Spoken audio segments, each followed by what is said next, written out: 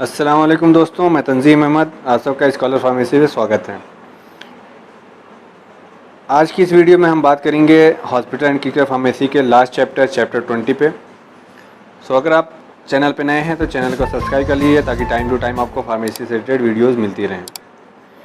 Chapter 20 में basically bioavailability के बारे में स्टडी करनी होगी। तो इससे जो MCQs आते हैं कुछ ऐसे हैं। Question 1, bioavailability from IV route is dash %।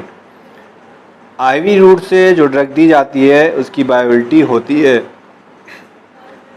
Option है 10%, 500%, 100%, 150%।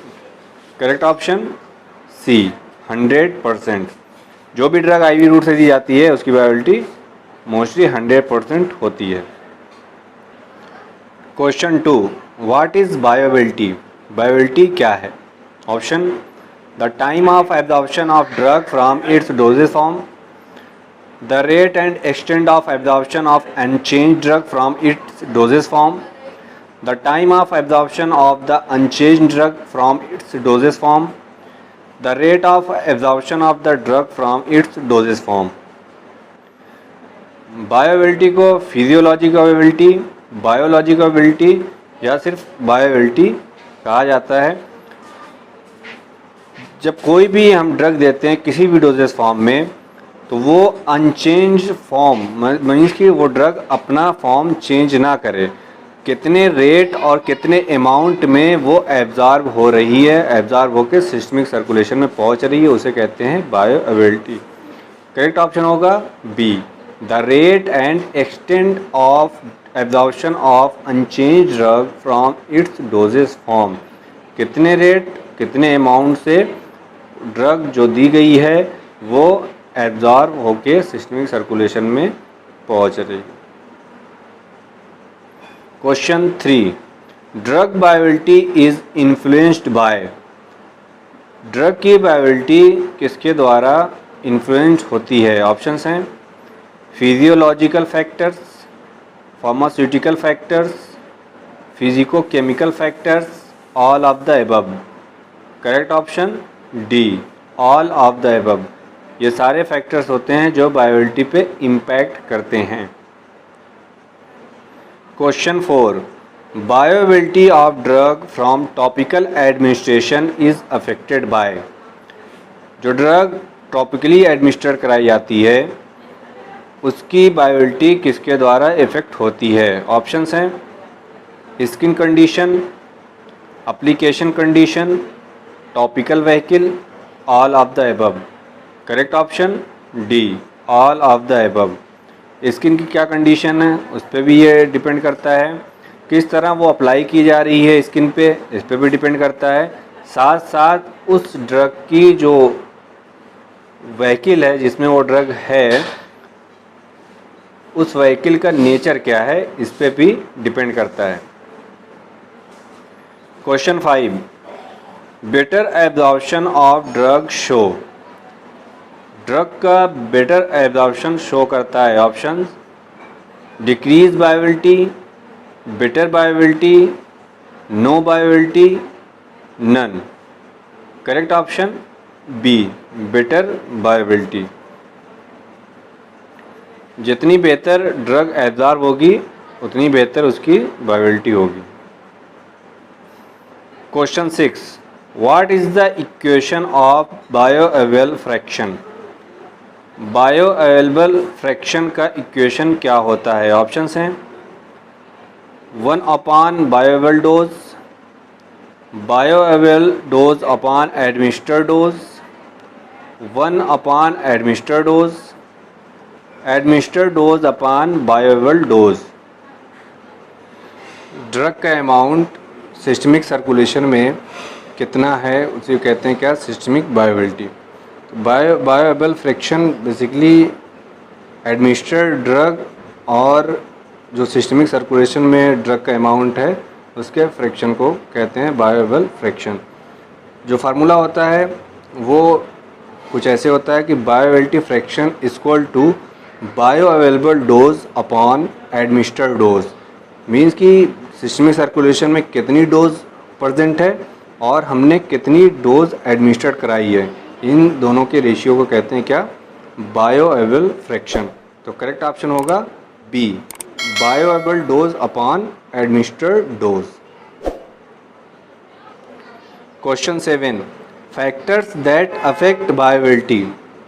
बायोअवेलेबिलिटी को अफेक्ट करने वाले कौन कौन से फैक्टर्स होते हैं? ऑप्शंस हैं pH of GIT, salt form of drug, metabolism, all of the above. Correct option D, all of the above. Question 8, bioavailability is expressed by formula.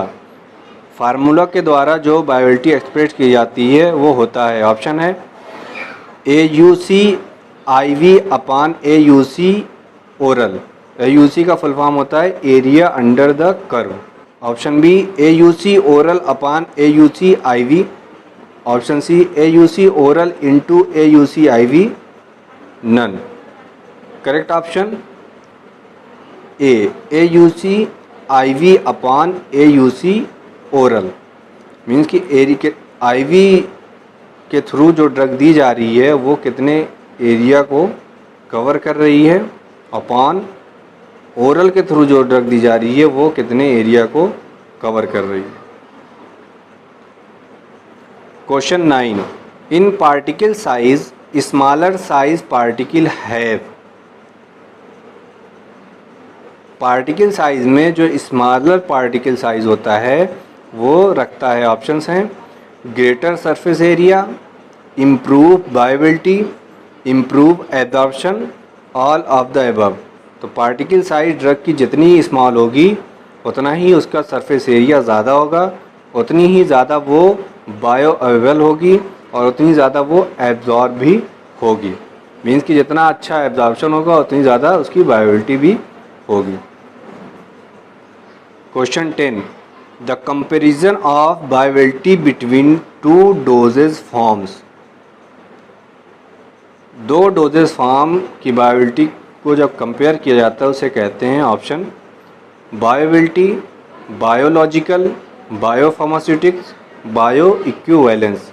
Correct option D, bio equivalence. Question 11, in absolute bioavailability drug should. Absolute bioavailability में drug होनी चाहिए, options हैं direct injected in systemic circulation, given through intravenous route, given through oral route, both A and B. Correct option D, both A and B. जो absolute bioavailability होती है means कि 100% bioavailability वो direct systemic circulation में inject कराई जाती है और IV रूट के थ्रू दी जाती है, उसकी जो बायोअवेलेबिलिटी होती है वो कहलाती है क्या, एब्सोल्यूट बायोअवेलेबिलिटी।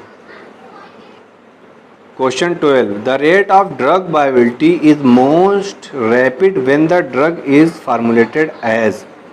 ऑप्शन में से कौन से डोजेस फॉर्म की बायोअवेलेबिलिटी ज़्यादा रहती है? ऑप्शंस हैं controlled release product, tablet, hard gelatin capsule, solution. Correct option D, solution. Solution की अगर इन चारों से हम कंपेयर कराएंगे तो बायोअवेलेबिलिटी ज़्यादा रहती है, क्योंकि ये लिक्विड फॉर्म में रहता है, आसानी से ये एब्जॉर्ब होकर सिस्टमिक सर्कुलेशन में बहुत जल्दी और बहुत ज़्यादा अमाउंट में पहुंच जाता है। Question 13, the first pass method is also known as. जो फर्स्ट पास मेथड होता है उसको हम जानते हैं, ऑप्शंस हैं first pass metabolism, pre systemic metabolism, both A and C, none. Correct option B, both A and C. First pass method को first pass metabolism भी कहते हैं और प्री सिस्टमिक मेटाबॉलिज्म भी कहते हैं। जब कोई भी ड्रग हम ओरल रूट से लेते हैं तो वो पोर्टल वेन के माध्यम से लीवर में पहुंचता है और वहाँ उसका मेटाबॉलिज्म होता है, वही हमारा फर्स्ट पास मेटाबॉलिज्म होता है। मेटाबॉलिज्म होने के बाद वो सिस्टमिक सर्कुलेशन में आता है, तो इसीलिए इसको कहते हैं क्या, प्री सिस्टमिक मेटाबॉलिज्म भी कहते हैं। Question 14, drug in 2 or more similar dose form reaches the general circulation at the same relative rate and same relative extent. जब 2 या 2 से अधिक सिमिलर डोज की ड्रग जनरल सर्कुलेशन में पहुंचती है सेम रेट और सेम एक्सटेंट के साथ, तो उसको कहते हैं, ऑप्शंस हैं bioavailability, chemical equivalence, bio equivalence, none. Correct option C, bio equivalence. Question 15, clinical equivalence means. Clinical equivalence का मतलब होता है, ऑप्शंस हैं contain the same active ingredient as the original medication, utilise the same route of administration, be the same dose form, all of the above. Correct option D, all of the above.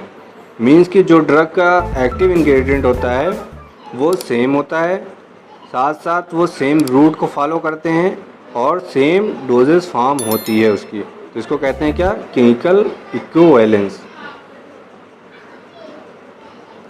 Question 16, physico chemical factor is oblique are.